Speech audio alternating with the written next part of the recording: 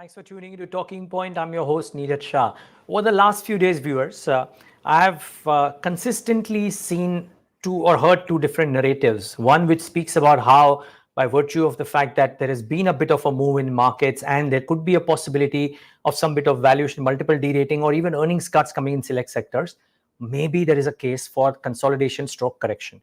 At the same time, I hear people talk about how the fact that the US has managed to largely escape a hard landing could mean positive for risk assets, could broaden out the rally, and could help emerging markets as well, in India in particular. And there could be upticks out there too. And post 2024, once the election is out of the way, maybe more of this cycle that we are underway could show results for risk assets too. So, how to think about the markets over the course of not just the next 6 months, but maybe the next 12 to 18 months, presuming that everything else remains constant. We thought it best to get in Pankaj Tibrewal of Kotak AMC to try and understand how is he thinking about, if I can call it a conundrum. Pankaj, great having you. Thanks for taking the time out. Thanks, Neeraj. It's great to be on your show. Thank you so much, Pankaj. The pleasure is ours, I can assure you. Can I start by asking you? I've heard so many comments about how the mid caps and small caps are looking risky, and maybe there is safety in large caps. And at the same time, I hear that the markets may largely consolidate and it'll be a very bottom up market. How are you approaching your investments in light of these arguments currently? Neeraj, both the statements you have made are partially correct. And our thought is that today, if you look at the mid and small cap space, and we have believed that everything is cyclical and everything moves in cycles. And if you look at the mid and small cap space today, there are certain indicators which are emerging, which is making us a little cautious. And we believe that greed is there on the street right now, especially in the mid and small cap space. Let me point you a few of the indicators which are, throwing red signals on this space right now in the near term. One, if you look at the earnings yield of this space, which is mid and small caps versus large caps. Today, the large cap earning is at 4.5%, mid cap it is 4.8%, and small cap is at 4.2%. And mind you, we are considering all the profitable companies because in mid and small cap indexes, there are many companies which are loss making as well or moving from loss to profit. So we have, kind of neutralized that. And when you look at that today, there's no major difference on the earnings yield between large, mid, and small. So why one should try and take additional risk in the mid and small cap space? That's one. Second, if you look at from an overall market cap distribution perspective, the market cap distribution today of mid and small cap has reached historic highs at 31%. And if you look at from an earnings distribution perspective, the top 100 companies, which are large caps, almost represent 75% of the profit pool. Right. So if you look at their profit pool, which is 75%, but their market cap representation today is below 70%. And mid and small caps, which are now at 31%, and their profit pool is less than 75%. So I'm just less than 30%. So I'm just saying that there has been, a lot of re-rating in the mid and small cap space, which has happened. The third point, if you look at, is the kind of flows mid and small cap funds have been getting. And if you look at the last 6 months, almost 28 to 30,000 crores of money has flowed in the mid and small cap space. And mind you, this doesn't include alternates, this doesn't include the PMS, AIFs, insurance, and so on and so forth. And we did some interesting exercise where we looked at the free float increase in mid and small cap space. And that increase is just to that, 1.5%, 2%. But whereas the money chasing that number of companies has actually been substantial. So more on liquidity, I think liquidity has been very strong. And that's also creating some kind of, a kind of a euphoria in the mid and small cap space. Last but not the least, we track something called value 100 participation. What it means is during times of greed, people only want to buy mid, small, micro. And during times of fear, people like to hide in the top 100 stocks, which is the large cap. So what we look at is that in an exchange, how much of the 100 rupees is traded between mid, small, and micro, During times of greed, it's about almost 55 rupees.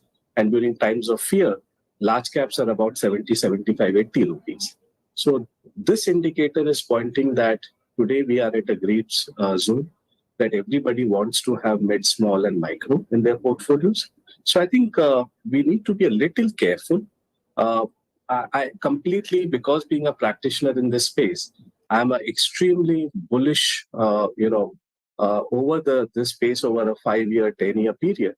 Because if you look at 94% of the time, if you do a rolling period, you have got a higher return on mid and small cap versus large cap. But in the near term, because cycles are made of shorter term as well, you need to be a little careful and make sure that you don't get caught in the momentum. And quality anchoring is there. I think it's very, very important that in this market, you don't go down the quality curve and make sure that the quality anchoring is intact. Otherwise, mistakes made at this phases kind of hurt over a 2-3 year period.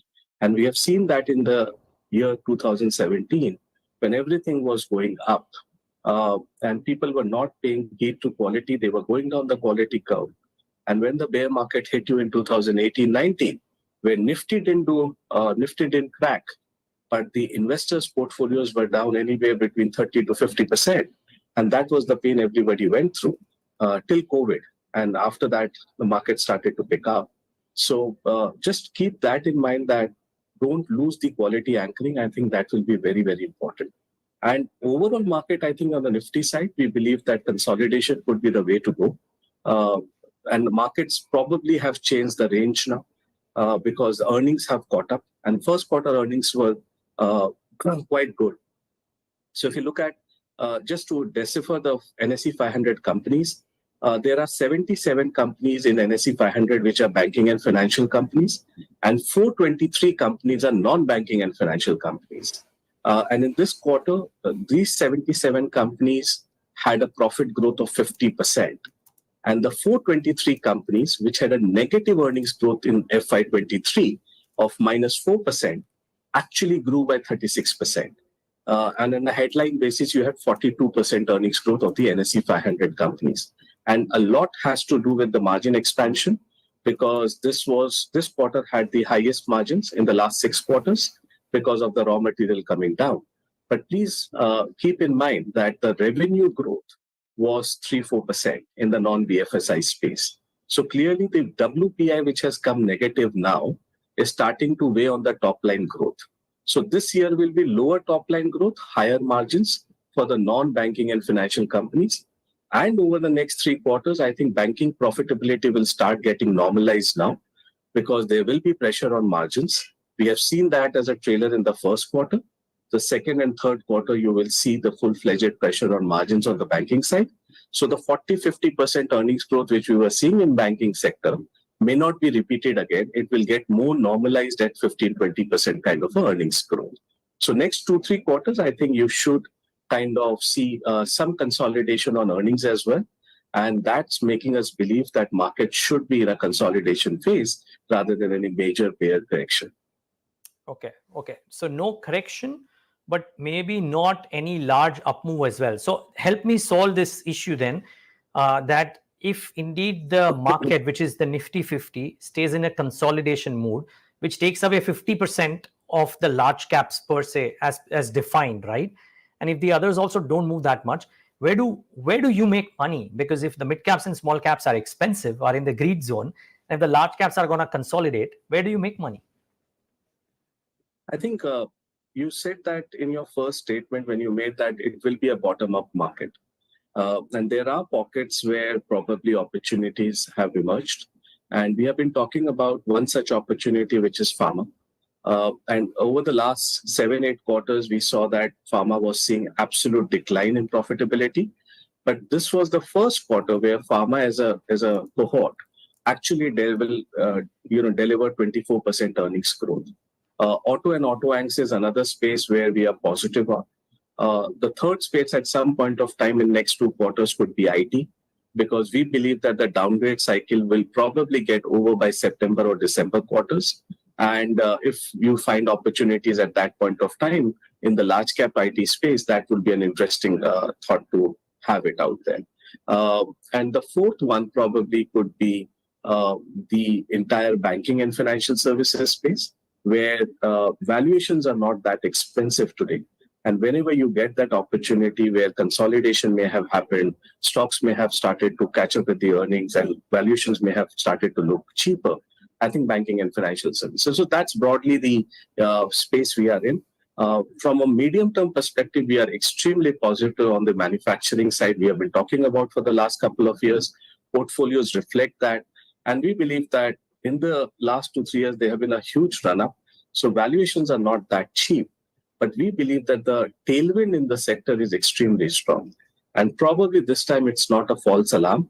The indicators are suggesting that things have picked up meaningfully at the ground level across various sectors when we speak about. So I think this is a medium-term theme from a portfolio. In the near term, this sector may consolidate because valuations no longer are cheap that it was 2 years back. Got it. I only have follow-ups to the points that you made, Pankaj. So I'll keep the macro question for the last, or the larger index question for the last. But a follow-up to some of the things that you mentioned. So manufacturing, for example, right? When I hear companies, whether in the electronic manufacturing space, the Keynes, the Sigmas, some of the others that we've spoken to, Dixons, the opportunity size is very large, maybe decadal or even more longer in nature. The companies are very confident, but the starting valuations are a hindrance. So my question is, when you look at these businesses, and because you have to deploy money on a monthly basis, Pankaj, how do you go about telling yourself whether to deploy or not to deploy money in? I'm just taking this EMS companies as an example. A bunch of manufacturing companies have done that, right? So how do you tell yourself how to invest money or why not to invest money into these? So clearly, Neeraj, I think the starting valuations are very important and we cannot ignore them. But somewhere we also kind of take a thought process that normally we have gone wrong in predicting the earnings trajectory. And many a times what we thought that valuations are expensive, but the growth kind of kept on surprising us on the upside. And what we thought was a 50 PE stock actually turned out to be a 30 PE stock. And probably it's very important that we accept that earnings trajectory is very difficult on both the sides kind of to forecast. And over a period of time, we have seen that if the tailwinds are very strong, the management team, along with the promoters, have a foresight to navigate and take that opportunity in their stead. I think you see that compounding happening. So in many companies, we believe that maybe the headline valuations may prohibit you, but our groundwork suggests that the opportunity and the optionality which these companies are creating could lead them for a 5-10 year growth path. And there are many sectors in the manufacturing space which is creating that optionality value. Many companies who have entered into, for example, on the private sector in defense, today they are talking about 400, 500 crores of defense revenue. But over the next 5 years, can it be a 4,000 crore defense revenue book? Answer is yes. So I'm just saying that you have to kind of take that thought process in mind and then only probably deploy the additional capital. Otherwise, maybe wait for the consolidation or time correction phases in these quality companies across manufacturing sector and then probably deploy. So as we said, today we are incrementally saying that, the valuations are expensive after the 2-3 year run-up. Let them consolidate a bit. We will get that opportunity. In the meantime, there are other sectors where additional capital could be deployed. For example, pharma we spoke about auto ancillaries, we spoke about autos. And at some point of time, chemical has gone through a consolidation phase. And many chemical stocks we look at, they are at a Nifty value of 16,000, 15,000. They have not participated in the last 1.5, 2 years after the euphoric rise we saw in 2020-21. And at some point of time over the next 3-4 quarters, that could also provide an opportunity where valuations may have corrected a bit. Consolidation of 2.5, 3 years would have taken, and that will provide us an opportunity to again participate. So I'm saying that you need to be a little tactical in the approach. But I think manufacturing is one space where we are seeing bottom up lot of traction. I have not seen entrepreneurs being so positive after almost 15, 16 years. They have their visibility right there, balance sheets right in space, and the export opportunity is opening up beautifully. Who would have thought for 73 years we were made to believe that only solution for us is import of defense equipment? Yeah. Now, companies in the defense sector are talking about exports. Countries in the European Union, other places are looking to India for import of defense equipment from India. This is a game changer. Look at a place called Morbi, for example. Never we thought that Morbi will become the second largest cluster of tiles manufacturing in the world. And their tagline is cheaper than China, better than Italy. And they are cost competitive. And uh, 5 years back, their total exports was 4,000 crores. And now that 4,000 crores this year could probably be 20,000 crores. And mind you, these are single entrepreneur-driven organizations out there, 500 units operating out of Morbi. This is what manufacturing is getting created in India. So I think if you travel at tier 3, tier 4 cities, you meet the entrepreneur bunch. I think the kind of excitement which is there, I have not seen. And mind you, in the late 50s, 60% was agriculture in our GDP, 15% was services, and 20% was manufacturing, near abouts. Uh, Forward it to 2022, the agriculture and services have swapped their places. So Yeah. services is 60%, agriculture is 50, and manufacturing is still 20. So we have missed the industrial revolution 1.0, 2.0. Hopefully, this deglobalization phase which we are going through after 4 decades of globalization could create opportunities for Indian companies, both from a domestic perspective and other from an export perspective. So we are quite positive on this space, and we need to pick the right winners from a ground level perspective, from a bottom up perspective. Really good insights. Thanks for that. Last couple of questions. Pankaj, I know we've exhausted the time that we budgeted for, but I'll take a couple of questions if you are okay with it. Yes, please. Yes, Okay, please. great. One is how to think about some of these businesses.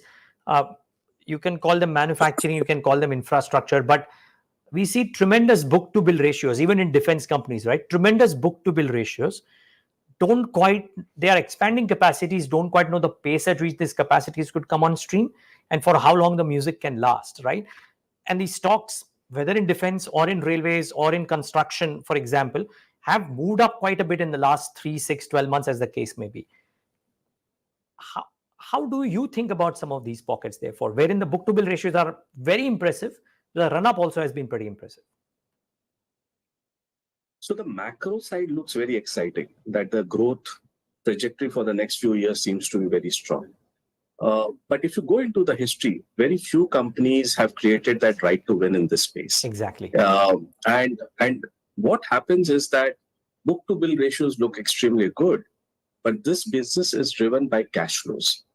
And most of the time, we have seen in the previous cycles of 2003 to 8 that market got excited by the book to bill ratio, but many companies faltered on the balance sheet and cash flows. And a result, after 10 years, 15 years, most of those companies don't exist or are probably NCLT.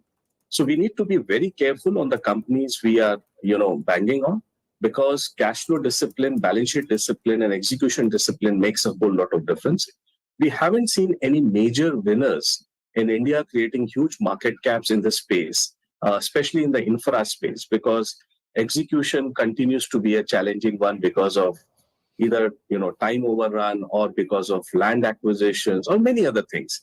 And I think all these are debt funded projects with 70-80% debt, 20% equity, and any time delays kind of actually kills you from a balance sheet perspective.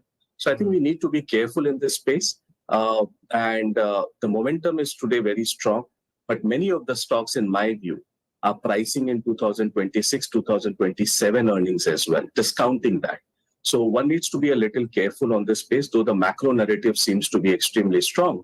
But from a bottom up, when we go, valuations are not that attractive at the moment when we speak.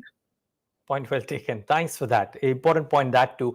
Pankaj, last question. I wanted to ask you about whether if sales growth doesn't come about, but profit growth comes about, will the market be enthused with it?